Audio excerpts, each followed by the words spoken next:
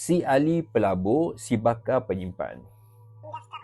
Saya nak ceritakan kisah dua orang sahabat iaitu Ali dan juga Bakar.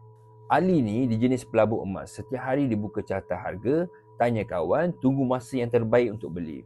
Dia kata biar aku beli dengan harga yang paling rendah. Dia tunggu dan terus menunggu.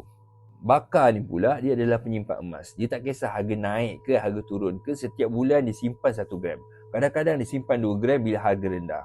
Matlamat dia jelas, tambah gram bukannya cari waktu yang paling murah ataupun yang paling terbaik.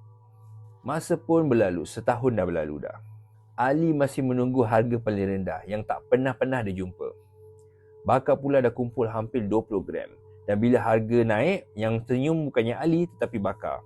Masa tu Ali tanya, bro, macam mana kau boleh menang sedangkan aku lagi banyak sampai harga? Bakar jawab dengan tenang, sebab aku tak kejar harga bro, aku kejar konsistensi. Harga emas naik ke turun tapi gram aku tetap bertambah.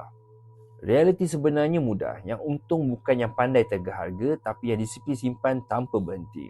Untuk memulakan simpanan emas bersama Public Gold, anda boleh hubungi saya dan jangan lupa share, follow dan juga like untuk info lain tentang emas.